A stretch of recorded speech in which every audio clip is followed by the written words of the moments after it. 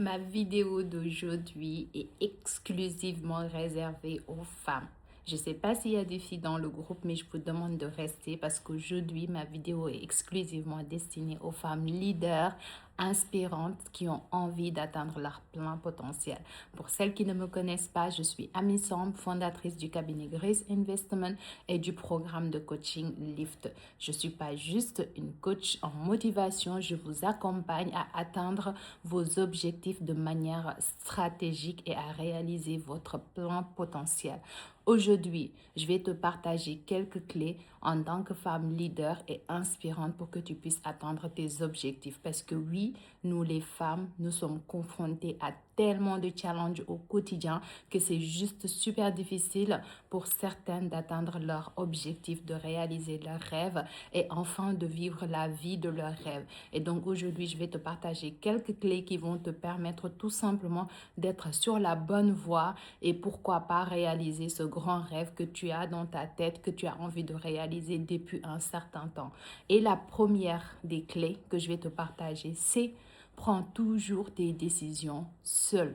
Ne délègue jamais ton pouvoir à quelqu'un d'autre, que ça soit ton mari, que ça soit ton papa, que ça soit une autre personne de ta famille. Ne délègue jamais ton pouvoir. Il faut toujours prendre tes décisions seul. Oui, c'est ça peut être impressionnant de prendre certaines décisions et surtout le plus difficile de les assumer. Mais je peux te promettre une chose, c'est il faut toujours prendre tes décisions et surtout il faut les assumer. Même si c'est difficile, même si ça fait peur de prendre certaines décisions, je te suggère et je t'invite à prendre tes décisions. Pourquoi? Parce que ça va construire quelque chose de plus grand en toi, c'est-à-dire la confiance en soi. Au plus tu vas prendre tes décisions, même si tu te trompes, ce n'est pas grave. Parce que le plus important dans l'expérience, c'est vraiment, ce n'est pas en soi, ce n'est pas que tu te trompes ou que tu aies raison. Non, le plus important dans toute expérience, c'est que tu apprends.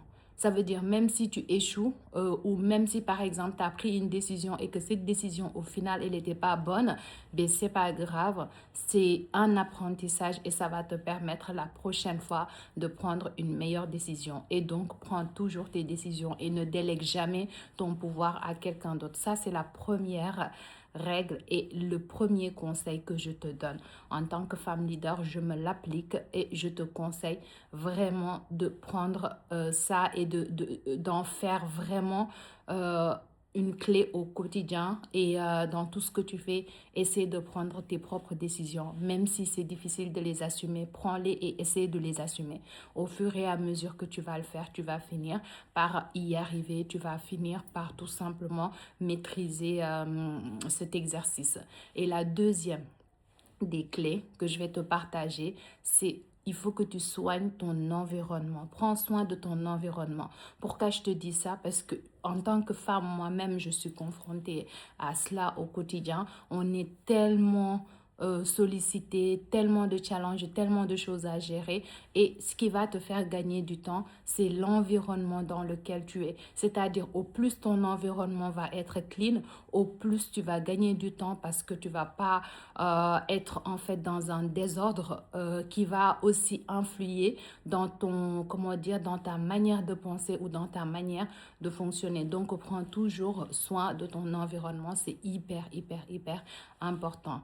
Et enfin, le dernier conseil que je vais te donner aujourd'hui, c'est fais de toi le pivot. Fais de toi le pivot. Quand je dis ça, c'est que tout simplement, tu es littéralement le pivot de ta famille. C'est que toi, quand tu vas bien, tout va bien dans ta famille. Quand tu vas mal, tout va mal également dans ta famille. Et donc, ce que je te conseille, c'est vraiment fais de toi comment dire, fais de toi, en tout cas, je ne sais pas si je peux dire la chose la plus importante, mais prends soin de toi. Ça veut dire quoi? Ça veut dire tout simplement, si tu as besoin d'avoir du temps pour toi, pour réfléchir, il faut que tu puisses prendre ce temps pour réfléchir. Il faut que tu puisses t'accorder ce temps pour que toi, que tu puisses être vraiment ce pivot-là pour ta famille. Parce que je peux te promettre une chose, en tant que femme, on est la chose la plus importante, que ça soit au sein de la famille, mais également même de son environnement, de son entourage, etc.